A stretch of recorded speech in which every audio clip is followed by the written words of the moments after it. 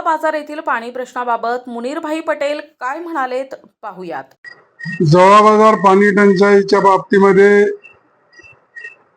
फार मोठी एक हिस्ट्री आहे या मागेची। आणि याच्या आधी सुद्धा मी बाईट मध्ये आपल्याला प्रत्येक वेळेस सांगितलं होतं की जवळा बाजारला ही पाणी टंचाई हे आधीपासून आहे, परंतु आता फक्त ग्रामपंचायतच्या चुकीमुळं आणि जीवन प्राधिकरणच्या आडमुठी धोरणामुळं आज पूर्ण जवळा बाजारवर पाणी टंचाईचं संकट आलेलं आहे।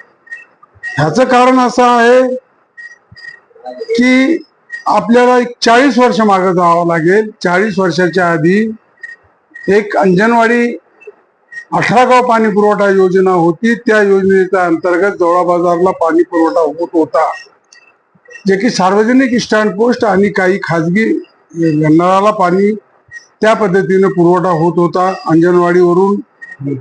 ते एक 10-12 वर्ष एकदम चांगल्या पद्धतीनं ही योजना चालली, म्हणजे 70 ते कमीत कमी 80 पर्यंत 82 पर्यंत ही योजना चालली होती। आणि त्याच्यानंतर ती योजना कुचकामी झाल्यानंतर त्याच योजनेमधील गावांतर्गत जे पाईपलाईन आहे त्याच योजनेतली पाण्याची टाकी आहे, हे आम्ही जवळपास 85-86 मध्ये हे कायम ठेवून हे नालेगाव जे नदी आहे पूर्ण नदी, तिथून आम्ही पाणी आमदाराच्या फंडातून तिथून विहीर खंदून तिथून पाणी आम्ही जवळा बाजारच्या जुन्या टाकीमध्ये टाकलं। आणि स्वतः ग्रामपंचायतीनं ते 2000 पर्यंत घरपट्टी आणि नळपट्टी वसूल करून ती योजना चालवली। शासनाचं काही त्या योजनेमध्ये संबंध नव्हता आणि जवळा बाजारला भरपूर पाणी यायचं आणि लोक सुद्धा घरपट्टी आणि नळपट्टी द्यायची।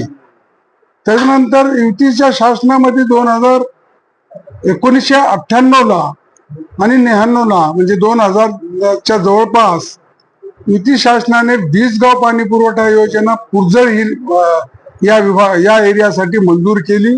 आणि 20 गाव पाणी पुरवठा जेव्हापासून झाली तेव्हापासून गावामध्ये पाईपलाईन टाकून सुद्धा त्या पाईपलाईन मध्ये आजपर्यंत एक थेंबही पाणी नाही।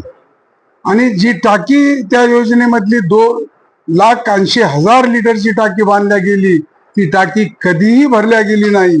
परंतु या 20 वर्षामध्ये अनेक वेळेस आम्ही पाणी टंचाईमध्ये फक्त कलेक्टरकडे बसून पाणी टंचाईमध्ये ते MSCB चे पैसे भरायला लावून लाखो रुपये MSCB ने या बद्दल घेतले, परंतु कधीच मोटार तिथे चालल्या नाहीत आणि कधीच पाणी भेटलं नाही, कारण ती पूर्ण योजना ही कमकुवत होती, कुचकामी होती। आणि ते योजनेचं 20 वर्ष आम्हाला अजिबात पाणी भेटलं नाही। परंतु आम्ही ह्या 20 वर्षामध्ये एक जवळा बाजारला पूरक म्हणजे जवळा बाजारच्या बाजूने जे कॅनल वाहतो त्या कॅनल मध्ये मोटार बसून आणि एक जवळा बाजारने विहीर खणलेली आहे, त्या विहिरीमध्ये एक मोटार टाकून ह्या 2 जागचं पाणी आम्ही जवळा बाजारला ह्या 20 वर्षामध्ये पाजलं आणि जवळा बाजारने त्या पाणी पिलं। परंतु तरीही काही ठिकाणी पाणी टंचाई व्हायची एखाद्या वार्डामध्ये। परंतु आता पेयजल योजनेच्या पंतप्रधान पेयजल योजनेच्या नावाखाली जे झालं ते 20 गावचे जे गाव होते ते 18 गाव सेपरेट जीवन प्राधिकरणनी तोडून दिले। त्यामध्ये फक्त त्या योजनेवर 2 गाव ठेवले, जवळा बाजार आणि सिरड शहापूर। आणि जे तिथं लाईट बिलची टंचाई होती, ती लाईट बिल साठी त्यांनी सोलार हे 7 ते 7 लाख रुपये खर्चून सोलार आणि दुरुस्ती केली।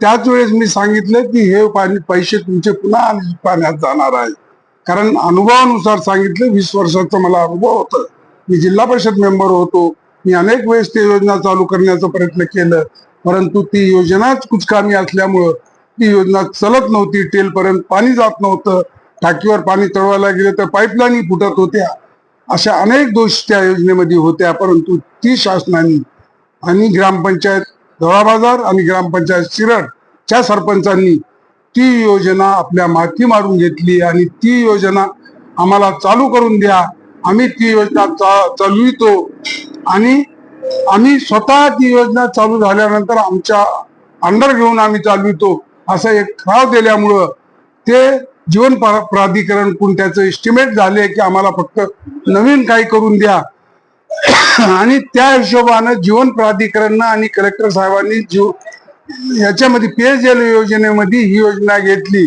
आणि 7 कोटीचं काम जवळ बाजारला आणि 7 कोटीचं काम शिरड शहापूरला हे दिलं. ह्या कामाचे टेंडर झाले त्यावेळेस आम्हाला माहिती लागली. मी स्वतः जिल्हा परिषद 3 वेळेस मेंबर राहिलेलो, 15 वर्ष सरपंच राहिलेलो मी आणि मागील जिल्हा परिषद सदस्य डॉक्टर नवले आणि मिलिंद एम्बल माजी जिल्हा परिषद सदस्य, मागील सरपंच शत्रुप्पा दमाने आम्ही सगळेजण जाऊन कलेक्टरला भेटलो. कलेक्टर साहेबाला ही सगळी गोष्ट लक्षात आणून दिली की ही योजना आम्ही चालवू शकत नाही, परंतु कलेक्टर साहेबांनी नुसतं आमचं म्हणणं ऐकून घेतलं आणि एकच शब्द सांगितलं, वरून आम्हाला दबाव आहे पेयजल योजना चालू करा म्हणून. मी तुम्हाला 6 महिन्यात हे पूर्ण दोष काढून तुम्हाला योजना चालू करून देतो. तरी आम्ही रट्ट धरला होता की ही योजना चालू नका आणि इतक्यावर तुम्हाला ही योजना करायचीच असेल तर सिद्धेश्वर वरून या टाकीमध्ये पाणी आधी आणा आणि जे वितरण व्यवस्था जुनी आहे त्या वितरण व्यवस्थेमध्ये पाणी सोडा आणि तदनंतर नवीन पाईपलाईन तुम्ही टाका आणि जुनी बी फोडून मग नवीन टाका. ही सांगितलेलं असताना सुद्धा हे आमचं ऐकलं नाही. उलट गावामध्ये अशी चर्चा झाली की हे लोक, हे मेंबर, हे विरोधातले लोक हे पैसे मागायलेत अशी चर्चा केल्यामुळं ते आम्ही सोडून दिली. परंतु आज जी परिस्थिती आहे तीच आहे की जवळ बाजारला थेंबही पाणी नाही आणि तुम्हाला सांगतो अशीच परिस्थिती असल्यास येणारे 20 वर्ष जवळ बाजारला अशाच गेले 20 वर्ष गेले, अजून 20 वर्ष जवळ बाजारला ह्याच पद्धतीचं पाणी टंचाई राहणार आहे. जोपर्यंत योजना समजून घेत नाहीत, जोपर्यंत योजना कुठून चालू होती हे बघत नाही, तोपर्यंत जवळ बाजारच्या पाणी टंचाईचा विषय मिटत नाही.